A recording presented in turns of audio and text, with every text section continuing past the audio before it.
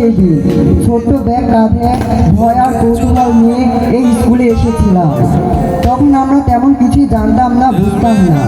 না ছিল নিজেদের প্রতি আত্মবিশ্বাস, না ছিল বড় হওয়ার স্বপ্নের দিশা। কিন্তু আজ আমরা অনেকটা বড় হয়েছি। এই স্কুল শুধু আমাদের পড়াশোনায় শেখায়নি, শিখিয়েছে শৃঙ্খলা, দায়িত্ববোধ আর মানুষ হয়ে ওঠার পর।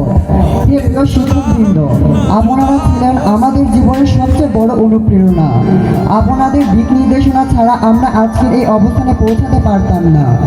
কিন্তু ইচ্ছে না থাকা সত্ত্বেও আমাদেরকে এই অর্থ প্রতিষ্ঠান থেকে বিদায় নিতে হচ্ছে।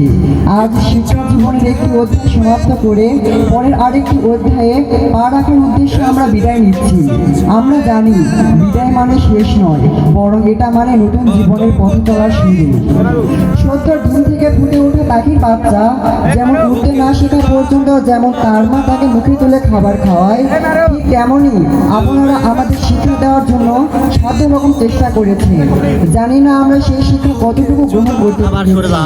শুধুমাত্র বিদায় বেলা আপনাদের কাছে এইটুকুই চাওয়া থাকবে, কারণে অকারণে, জ্ঞাত কিংবা অজ্ঞাত সারে, বুঝে কিংবা না বুঝে কোনো অন্যায় কিংবা কোনো দুষ্টুমি যা আপনাদের কাছে দৃষ্টিকটু লেগেছিল, মাফ করে দিবেন।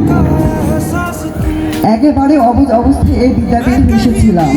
যখন ধীরে ধীরে বুঝতে শিখেছি তখনই আপনাদের মূল্য বুঝেছি। কিন্তু ততদিনে অনেক দুষ্টমি, অনেক অন্যায় করে ফেলেছি। তাই এই অবুঝ শিশুদের কোনো কিছু মনে না রেখে আমাদের জন্য দোয়া করবেন, যেন ভবিষ্যতে আমরা আরও শিক্ষা উন্নতি করে দেশ ও জাতি গঠনে ভূমিকা রাখতে পারি। প্রিয় সহপাঠী বন্ধুরা, কে যে কোথা থেকে এসে এত প্রিয় হয়ে উঠেছিলাম তা আজ মনে নেই। শুধু মনে আছে অসংখ্য স্মৃতিঘেরা মুহূর্ত, যা অবলীলায় চোখের সামনে ভেসে উঠছে আজ। কবে যে কখন হয়েছিলাম আপন আজ আর মনে নেই। হয়তো আমরা সবাই সামনে আলাদা আলাদা পথে চলে যাব, কিন্তু এই বন্ধুত্ব, এই স্মৃতিগুলো কখনোই হারাবে না। দীর্ঘ 5 বছরের মায়াজালে আবদ্ধ কিছু মুহূর্ত ও সময় আজ আমাদের এখানেই শেষ। আর ছোট ভাই বোনদের উদ্দেশ্যে বলছি, তোমরা সবসময় শিক্ষকদের সাথে এমন ব্যবহার করবে যেন পরবর্তীতে তোমাদের আফসোস করতে না হয়। পরিশেষে একটা ছোট্ট কবিতা দিয়ে শেষ করতে চাই। যখন পড়বে না মোর পায়ের চিহ্ন এ বাটে, আমি বাইব না মোর খেয়ার তরিয়ে ঘটে, তখন আমায় নাইবা মনে রাখলে, তারার পানে চেয়ে চেয়ে নাইবা আমায় ডাকলে। ধন্যবাদ সবাইকে।